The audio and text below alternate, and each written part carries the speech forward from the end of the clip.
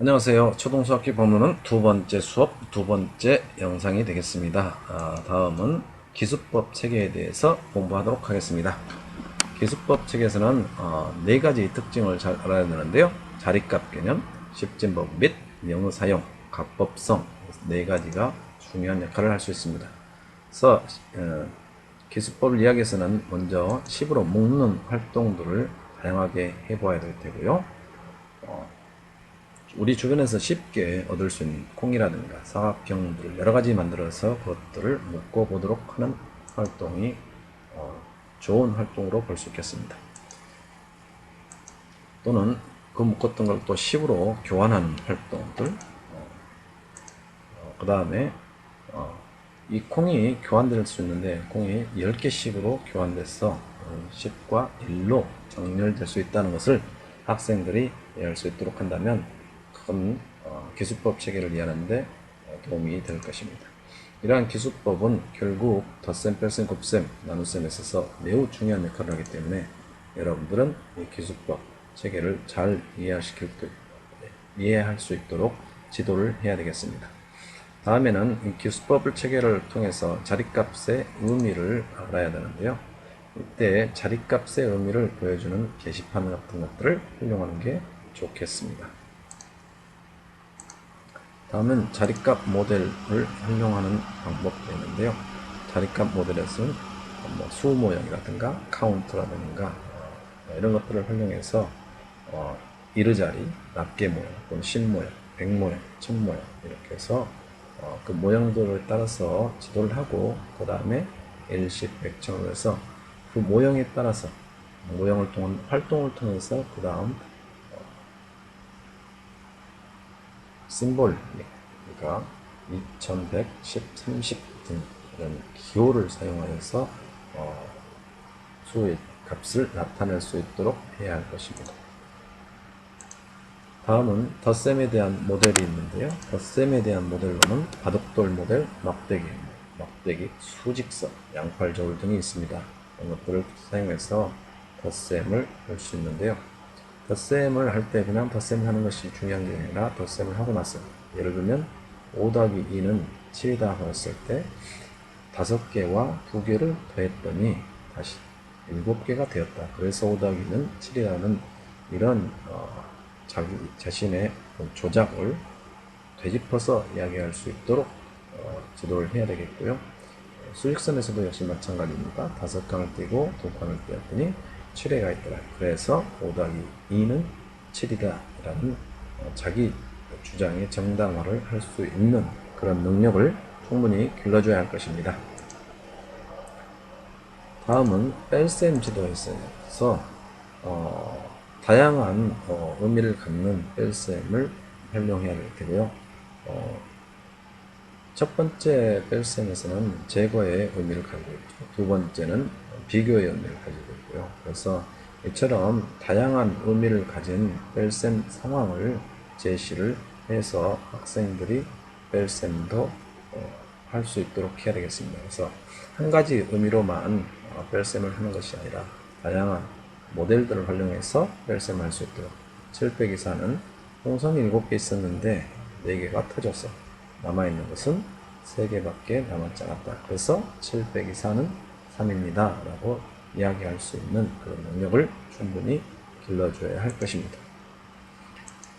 다음은 덧셈과 뺄셈에서 문장제가 있는데요. 다양한 문장제를 여러가지 상황의 문장제들이 있는데 덧셈에서는 첨과 유형, 합병 유형이 있고요. 뺄셈에서는 등화, 구차 유형이 존재하겠습니다. 그래서 이러한 유형의 문장제와 결과 미지수, 변화 미지수, 초기값 미지수에 따라서 학생들이 그런 상황을 이해할 수 있고 그런 상황에 따라 덧셈, 뺄셈이 이루어질 수 있도록 지도해야 할 것입니다. 다음은 자리값 지도를 하는 데 있어서 자리값의 본질을 명확히 이해하도록 해야 되겠습니다. 자리값 본질을 이해하도록 하기 위해서는 묶기와 교환하기에 대한 규칙을 지켜야 할 테고요.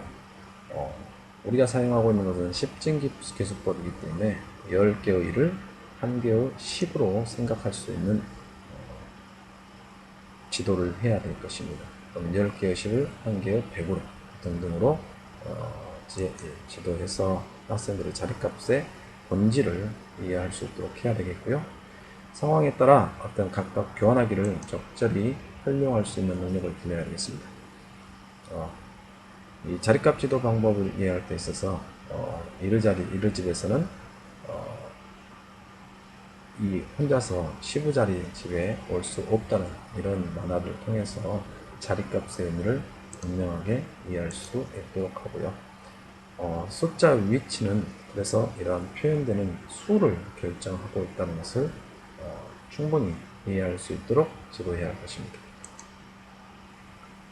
그래서 자리값 지도를 하기 위해서는 다양한 모델을 사용하는데요.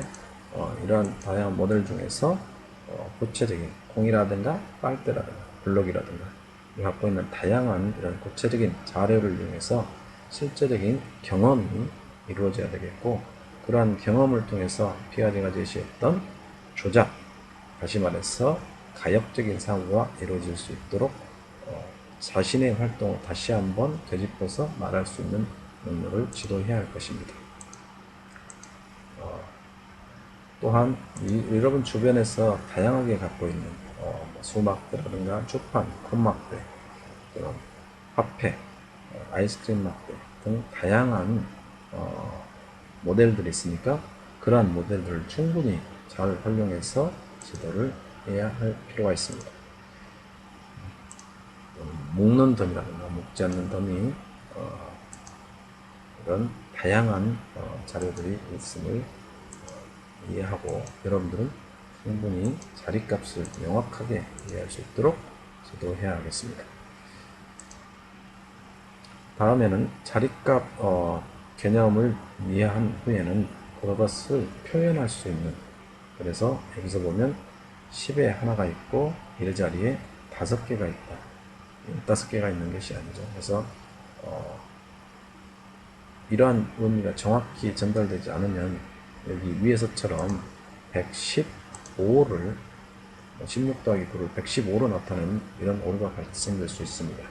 그러므로 자리값 개념이 분명한 아이들은 이르 자리에 10이 올 수 없다는 것을 이해함으로써 결국 25라고 쓸 수 있는 능력이 생겨날 것입니다. 다음은 자리값 개념을 확장하는 데 있어서 천자리판을 활용한다든가 또는 자리값의 규칙성을 이야기해서 계산기로 수를 세보게 한다든가 그다음 고쳐 묶기를 한다든가 자리값 사이의 관계를 나타내도록 해보는 활동을 함으로써 학생들이 충분히 어떤 자리값 개념을 이해할 수 있을 것입니다.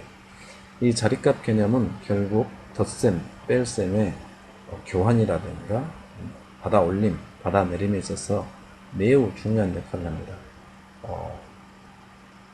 덧셈, 뺄셈을 정확하게 지도하기보다는 자리값 개념에 좀 더 초점을 둬서 명확히 지도한다면 덧셈, 뺄셈을 지도하는 데 있어서 훨씬 더 효과적으로 지도할 수 있을 것입니다. 이상입니다. 수고하셨습니다.